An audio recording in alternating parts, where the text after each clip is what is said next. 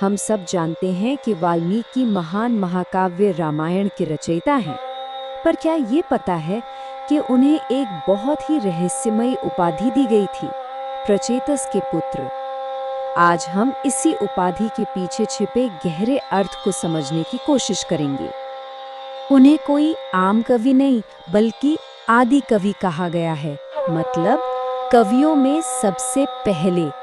ये उपाधि ही अपने आप में उनकी असाधारण प्रतिष्ठा को दिखाती है, एक ऐसी विरासत जो आज भी हम सभी को प्रेरित करती है।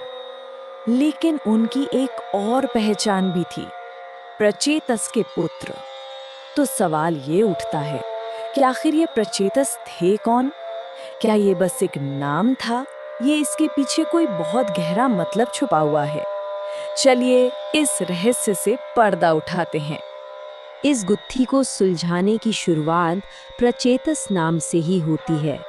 जैसा कि हम आगे देखेंगे, ये सिर्फ एक नाम नहीं है, बल्कि एक ऐसा सुराग है जो हमें वाल्मीकि की उस असाधारण प्रतिभा के स्रोत तक ले जाएगा। अच्छा, तो 19वीं सदी के एक स्कॉलर थे श्लेगल, उन्होंने इस नाम की गुत्थी को सुलझाया। देखिए, प्रचेतस संस्कृत के दो शब्दों से बना है, प्र यानी पहले और चेतस यानी मन। तो इसका सीधा सा मतलब हुआ दूरदर्शी या द फोर्थ थिंकर। और एक और दिलचस्प बात यह है कि प्रचेतस जल के देवता वरुण का भी एक नाम है, जो इस उपाधि में एक दिव्य कनेक्शन भी जोड़ता है। और यहाँ पर बात और भी ज्यादा गहरी हो जाती है। जैसा कि यहाँ दिख रहा है, प्रचेतस का मतलब है दूरदर्शी, ठीक वैसे ही जैसे ग्रीक माइथोलॉजी में प्रोमेथियस का मतलब है। तो इसका मतलब ये हुआ कि वाल्मीकि को सचमुच किसी का बेटा नहीं, बल्कि एक दूरदर्शी मन का रूपक पुत्र माना गया। तो मतलब एकदम साफ है, ये उपाधि वाल्मीकि के वंश या परिवार के बारे में नहीं थी, बल्कि ये तो उनके दिमाग, उनकी सोच का एक तरह से डिस्क्रिप्शन था। ये उस गहरी अंतर्दृष्टि और दूरदर्शिता की निशानी थी, जिसके बिना रामायण जैसा महाकाव्य रचा ही नहीं जा सकता था।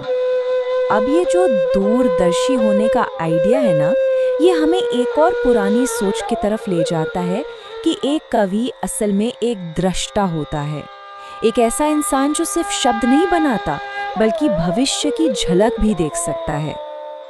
और कमाल की बात यह है कि ये सोच सिर्फ भारत तक ही सीमित नहीं थी। होमर के महाकाव्य का ये कोट एक ऐसे ही दृष्टा के बारे में बताता है, वह पवित्र दृष्टा जिसकी व्यापक दृष्टि भूत, वर्तमान और भविष्य को जानती थी। इससे पता चलता है कि एक महान कवि को हमेशा से ही एक दूरदर्शी के रूप में देखा गया है। तो फिर दूरदर्शी का पुत्र होने का मतलब क्या हुआ?